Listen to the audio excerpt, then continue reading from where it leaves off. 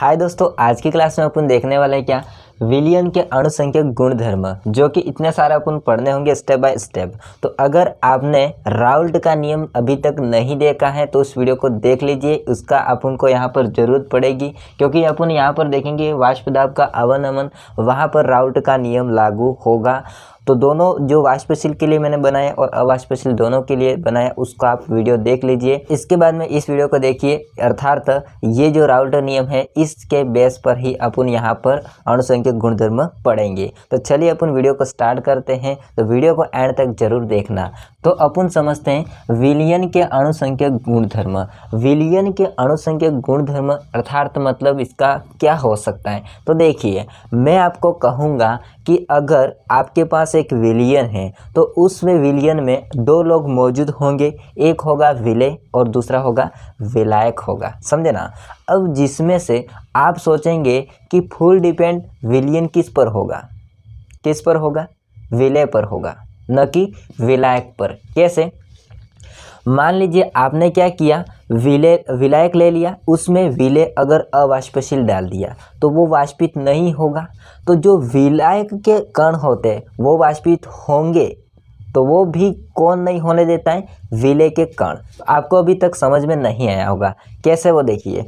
मान के चलिए अगर आप क्या करते हैं कि विलायक लेते हैं, उसमें अगर कोई विलेय डाल देते हैं तो विलेय के कण होते हैं, उस विलाय के कण को क्या कर देते हैं, घेर लेते हैं, जिसके कारण से जितनी मात्रा में अगर वाष्प होना चाहिए था उतनी मात्रा में नहीं होगा, तो वहाँ पर जो दाब होगा वो उतनी मात्रा में उत्पन्न नहीं होगा। तो कहीं न कहीं वाष्प दाब में कमी आ जाती है और इसी को अपन कह सकते हैं वाष्प दाब में अवनमन। अब इसकी डेफिनेशन को समझिए। मैं वाष्प दाब की डेफिनेशन नहीं बता रहा हूँ, विलियन के अणुसंख्यक गुणधर्म की डेफिनेशन बता रहा हूँ। देखिए, विलियन के वे गुण जो विलियन के निश्चित आयतन में उपस्थित विलेय के मोलों की संख्या, देखिए विलेय के मोलों की संख्या या फिर अणुओं की संख्या भी कह सकते हैं, उस पर आधारित होते हैं, आधारित होते हैं। मतलब विलियन का जो गुण होता है वो किस पर आधारित होता है, विलेय के मोलों की संख्या या विलेय के अणुओं की संख्या, उस पर आधारित होता है। समझे ना समझे? मतलब फुल डिपेंड यहाँ पर विलियन होता है वो विलेय पर होता है। किस पर होता है? विलेय पर होता है। अब यही विलेय क्या करता है, खेल बिगाड़ देता है विलियन का। अब विलियन का खेल बिगाड़ देगा तो उसके आधार पर यहाँ पर अपन समझेंगे सारे इसके गुणधर्म क्या होंगे विलियन के वो। अब देखिए, सबसे पहले अपन यहाँ पर देखेंगे क्या, अपेक्षित वाष्प दाब का अवनमन। सेकेंड अपन देखेंगे क्वथनांक का उन्नयन। थर्ड अपन देखेंगे हिमांक का अवनमन और परासरण दाब देखेंगे। अब देखिए, यहाँ पर अवनमन का मतलब होना है कमी होना, उन्नयन का मतलब होना वृद्धि होना और अवनमन का मतलब होता है कमी होना। और परासरण दाब अलग है तो उसको अपन लास्ट पढ़ लेंगे। अब अपन सबसे पहले समझेंगे अपेक्षित वाष्प दाब का अवनमन। क्या पढ़ेंगे? अपेक्षित वाष्प दाब का अवनमन।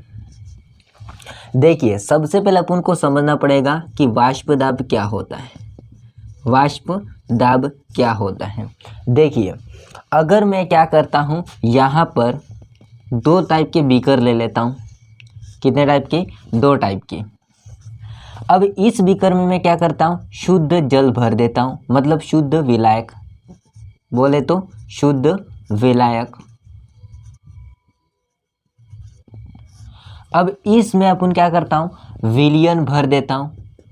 विलियन बोले तो विलेय प्लस विलायक, विलेय प्लस विलायक। तो ये क्या है, एक विलियन है। अब मैं बात करता हूँ वाष्प दाब की, अर्थात इन दोनों को अपन ने ताप पर रख दिया। ताप पर रखने के बाद अपन क्या करते हैं, यहाँ पर एक बेलजार ढक देते हैं, इस पर भी ढक देते हैं बेलजार।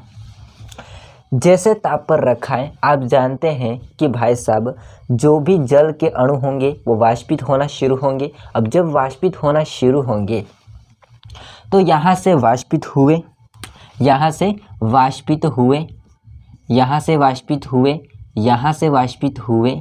अब ऊपर जाके क्या करेंगे, यहाँ पर वाष्प के कणों के रूप में जम जाएंगे।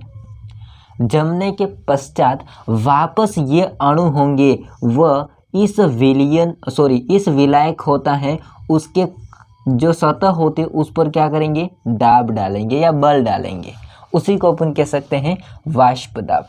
तो वाष्प दाब की डेफिनेशन क्या हो सकती है कि विलयन में उपस्थित वाष्प के कणों के द्वारा द्रव की सतह पर या विलयन की सतह पर डाला गया बल, उसी को अपन कह सकते हैं वाष्प दाब। समझना। अब यहाँ पर तो क्या होगा, अब मुझे बताओ आप क्या कि शुद्ध अवस्था का वाष्प दाब क्या होगा, ज़्यादा होगा। वाष्प दाब क्या होगा, ज़्यादा होगा। किसका, शुद्ध विलायक का। क्यों होगा, क्योंकि उसमें केवल जल के अलावा और कोई नहीं है ना। अब यहाँ पर क्या है, विलेय प्लस विलायक, अर्थात इसमें कुछ कण विलायक के हैं, कुछ कण इसमें विलेय के हैं। समझे ना, कुछ कण इसके विलायक के हैं और कुछ कण विलेय के हैं, मतलब इसमें दो लोग हैं तो विलयन है। अब मुझे बताओ कि यहाँ पर अगर मैं क्या करता हूँ, विलेय ले लेता हूँ अवाष्पशील। कैसा ले लेता हूँ, अवाष्पशील। तो जब मैं अवाष्पशील विलेय ले लेता हूँ, विलायक में मिलाता हूँ, तो भाई साहब ये विलेय होंगे, उसकी शादी हो जाएगी किसके साथ, विलायक के कणों के साथ। मतलब ये मान के चलिए विलायक के कण हैं, तो कहीं न कहीं यहाँ पर बीच में विलेय के कण भी आ सकते हैं। आ सकते कि नहीं आ सकते, आ सकते हैं। तो यहाँ पर ये विलायक के कण होंगे, वो वाष्प होने के लिए तैयारी करेंगे। जैसे तैयारी करेंगे तो यहाँ पर विलेय के कण होंगे, वो उसको क्या कर देंगे, विरोध कर देंगे। अर्थात जितनी मात्रा में वाष्प होना चाहिए था विलायक के कणों का, मतलब पूरे विलयन का, उतनी मात्रा में नहीं होता है। किसके कारण से, विलेय के कारण से। क्यों विलेय के कारण से, क्योंकि अपन का विलेय अवाष्पशील है, वो वाष्पित नहीं होने वाला है। समझे ना। अब यहाँ पर जहाँ पर अपन शुद्ध विलायक की बात की थी तो वहाँ पर वाष्प दाब ज़्यादा होगा, लेकिन इसकी बात करेंगे तो यहाँ पर वाष्प दाब होता है वो कम हो जाता है। क्या हो जाता है, कम हो जाता है। जब वाष्प दाब कम होता है तो इसका कारण है कि विलयन का गुण किस पर निर्भर है, विलेय के मोलों की संख्या या विलेय के अणुओं की संख्या पर। अर्थात फुल आधारित यानी कि फुल डिपेंड है किस पर, विलेय के मोलों की संख्या पर। तो यहाँ पर कहीं न कहीं वाष्प दाब में कमी आ गई। जब कमी आती है उसी को अपन कह सकते हैं अपेक्षित वाष्प दाब में अवनमन। क्या कह सकते हैं, अवनमन। समझे ना। अब देखिए अपन यहाँ पर समझते हैं राउल्ट का नियम। किसका नियम, राउल्ट का नियम। हाँ, अब मैं राउल्ट का नियम वापस नहीं बताऊंगा, उसके लिए मैंने वीडियो बना चुका ऑलरेडी। तो उसको आप ऊपर आई बटन पर क्लिक कर सकते हैं या फिर नीचे डिस्क्रिप्शन में क्लिक करके वहाँ पर आपको लिंक मिल जाएगी, तो वो देख लीजिए वीडियो को। अब यहाँ पर समझिए, राउल्ट का जो नियम था वो दो कैटेगरी में विभाजित था। मतलब बोले तो एक था वाष्पशील विलेय के लिए और दूसरा था अवाष्पशील विलेय के लिए। जब अवाष्पशील विलेय के लिए था तो वहाँ पर मैंने एक वाष्प दाब में कमी आई थी, उसके लिए एक सूत्र निकाला था। वो सूत्र क्या था, तो देखिए अगर मैं अवाष्पशील विलेय के लिए राउल्ट नियम को यूज़ करता हूँ, अवाष्पशील विलेय के लिए, तो वहाँ पर एक सूत्र आया था। उस सूत्र, देखो मैं इसको यहाँ पर कर देता हूँ। वहाँ पर एक सूत्र आया था जो कि था P0A minus PA open P0A बराबर XB। ये सूत्र आया था, ये वाला। अब इसका मतलब क्या है कि ये है, अगर अपन मैं मान लेता हूँ वापस यहाँ पर देखिए, विलेय को अगर मैं मान लेता हूँ B, क्या मान लेता हूँ B, विलायक को मैं मान लेता हूँ A, क्या मान लेता हूँ A, और मोल को मैं मान लेता हूँ, मोल भिन्न को मैं मान लेता हूँ X, क्या मान लेता हूँ X, और यहाँ पर मोल होता है उसको मैं मान लेता हूँ N। यानी कि मैं आपको सिंबल बता रहा हूँ, क्या बता रहा हूँ, सिंबल। और यहाँ पर मैं भार को मान लेता हूँ W और अणु भार को मान लेता हूँ M, क्या मान लेता हूँ M। तो ये जो सिंबल है उसको आपको ध्यान में रखना है। मैं वापस नहीं बोलूँगा कि ये विलेय हैं, विलायक हैं, विलेय हैं, मोल भिन्न है, भार है, अणुभार है, ऐसा वापस नहीं बोलूँगा। आपको यहाँ पर देख लेना। देखिए ये है एक्स मोल भिन्न, बी है विलेय। विलेय का मोल भिन्न किसके बराबर होता है? ये जो पी है अर्थात इसको अपन कह सकते हैं वाष्प दाब यानी कि प्रेशर। अब यहाँ पर 0 लगाया है, इसका मतलब ये है कि शुद्ध अवस्था का वाष्प दाब, मतलब शुद्ध विलायक के लिए उसका वाष्प दाब और विलयन का वाष्प दाब और फिर इसका शुद्ध अवस्था का वाष्प दाब उनके बराबर होता है। ये सूत्र होता है, मैंने राउल्ट के नियम में ये डिटेल से समझाया है उसको, है ना। अब ये एक सूत्र तो ये हो गया, तो मैं इसको मान लेता हूँ सूत्र 1। अब दूसरा सूत्र ये है कि अपन जानते हैं, क्या जानते हैं कि मोल बराबर क्या होता है?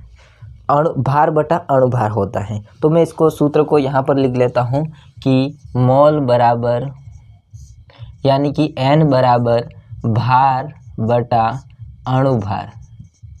अभी इस सूत्र की कोई ज़रूरत नहीं है, अब मैं इसको वापस अलग से बताऊंगा इस सूत्र के ना। और दूसरा सूत्र ये है कि मोल भिन्न, क्या? मोल भिन्न, लेकिन यहाँ पर मोल भिन्न किसका लेते हैं? विलेय का लेते हैं। अर्थात मोल भिन्न यानी कि XB बराबर, मोल भिन्न किसका लिए? विलेय का, बराबर मोल भिन्न बराबर एक सूत्र होता है जिसका नाम क्या है?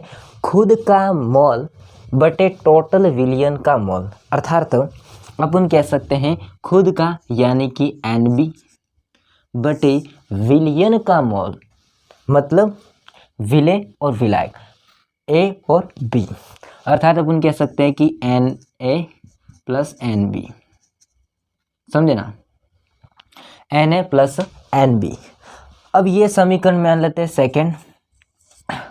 अब मुझे बताओ इन दोनों समीकरण में आपको समान क्या दिखाई दे रहा है? XB और XB, XB और XB ये दोनों इक्वल है ना, है कि नहीं है? है ना। तो इस इक्वल को अपन इक्वल ही कर देते हैं। मैं इसको मिटा देता हूँ, आप कंफ्यूजन होंगे ना फिर। ये दोनों इक्वल है तो मैं इसको इक्वल ही कर देता हूँ यहाँ पर। XB बराबर XB, अर्थात यहाँ पर ये दोनों कैसे हो जाएंगे? इक्वल हो जाएंगे। अर्थात मैं कह सकता हूँ यहाँ पर क्या कि P0A minus PA open P0A किसके बराबर होगा? NA open Na plus NB। अब यहाँ पर एक कंडीशन लागू होती है, उसको आपको ध्यान में रखना है। क्या? ये विलयन का है ना मोल, इसमें से ये विलेय का मोल है वो नगण्य हो जाता है विलायक की तुलना में। अर्थात यहाँ पर मैं कर सकता हूँ कि Na होता है वो बड़ा होता है किससे? NB से। अर्थात NB होता है वो 0 हो जाता है। तो 0 होने के बाद मैं लिख सकता हूँ उसको कि P0A open minus PA open P0A बराबर NB ओपन Na। ये समीकरण आगे निकलती है। अब क्या कीजिए आप भाई साहब एक स्क्रीनशॉट ले लीजिए, इसके बाद मैं इस समीकरण को मैं कंटिन्यू करता हूँ, है ना। अब देखिए अपन की समीकरण कहाँ पहुँची थी? यहाँ पर पहुँची थी। तो इस समीकरण को मैं सिंपली लिख देता हूँ P0A minus PA open P0A बराबर गलत बोल रहा हूँ मैं, NB ओपन Na। यही था ना अपन का। अब देखिए ये है मोल, विलेय का मोल, ये है विलायक का मोल। चूँकि मैंने आपको एक बताया सूत्र क्या कि मोल बराबर क्या होता है? भार बटा अणुभार। भार को अपन लेते हैं क्या? W और अणुभार को अपन लेते हैं क्या? यहाँ पर M। तो सिंपली मैं कर सकता हूँ, क्या कर सकता हूँ? चूँकि यहाँ पर Na बराबर मैं कर सकता हूँ कि उसका भार यानी कि WA ओपन उसका अणुभार यानी कि Ma। चूँकि दूसरा NB होता है उसका भार WB ओपन MB। अब इसका मान है वो मैं इसमें रख दूंगा, तो यहाँ पर इसका कंटिन्यू करेंगे अपन।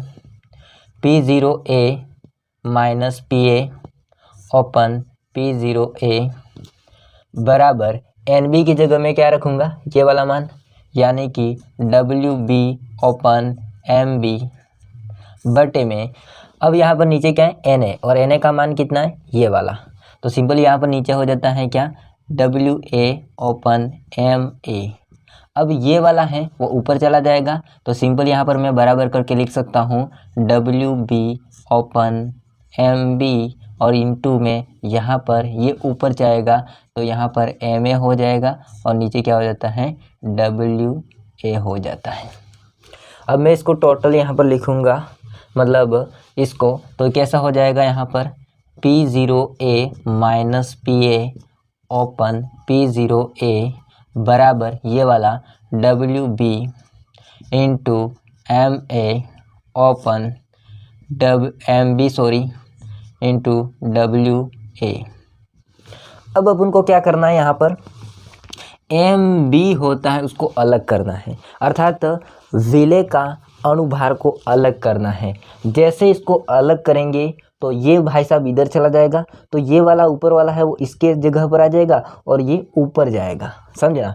ये वाला इसके जगह जाएगा तो ये नीचे आ जाएगा और ये ऊपर जाएगा, तो MB अपने आप अलग हो जाएगा, समझना। तो कैसे अलग होगा, क्योंकि यहाँ पर अलग कैसा होगा, MB बराबर ये वैसा वैसे लिख दीजिएगा WB और MA ओपन, यहाँ पर बचेगा क्या, WA।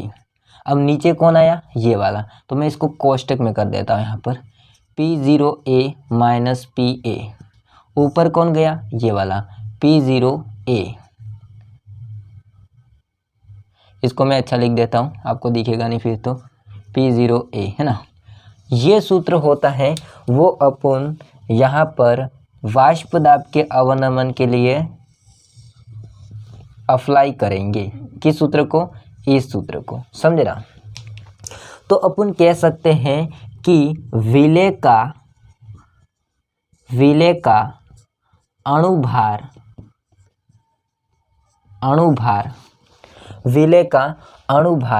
के कारण वाष्प दाब में क्या आ जाती है, कमी आ जाती है। क्या आ जाती है, कमी आ जाती है, समझे ना। ये क्या है, MB क्या है यहाँ पर, विलेय का अणुभार, और उसी के कारण से पूरा सूत्र निकलेगा। हालांकि ये मतलब कॉन्सेप्ट नहीं है, मैं आपको मेरी तरफ से बता रहा हूँ, है ना। तो यहाँ पर इस प्रकार से ये जो अपेक्षित वाष्प दाब में अवनमन हो रहा था उसके लिए सूत्र निकल जाता है। अब आपको यहाँ पर क्या करना है, देखिए मैंने कहाँ से स्टार्ट किया था, है ना, कहाँ से स्टार्ट किया, यहाँ पर पहुँचे, है ना। तो यहाँ से स्टार्ट किया था ऐसे ऐसे करके, ऐसे, फिर लास्ट यहाँ से ख़त्म किया यहाँ पर। ये भाई साहब है ना वो अलग है ना, कौन से भाई साहब, ये है ना, ये अलग है, उसको आप साइड में लिख सकते हैं। यहाँ से अपन की ये कंडीशन शुरू हो रही है ना, यहाँ से यहाँ पर ख़त्म हो रही है, ये इसी में आ रहा है ना पूरा इस प्रकार से। तो लास्ट अपन को फाइनली सूत्र ये मिल जाता है। आई होप का सारा समझ में आ गया होगा अच्छी तरह से। आगे अपन जो बाकी अणुसंख्यक गुणधर्म रह गए उसके बारे में पढ़ेंगे। तब तक के लिए जय हिंद, वंदे मातरम, बाय बाय। आप इसका एक स्क्रीनशॉट ले लीजिए।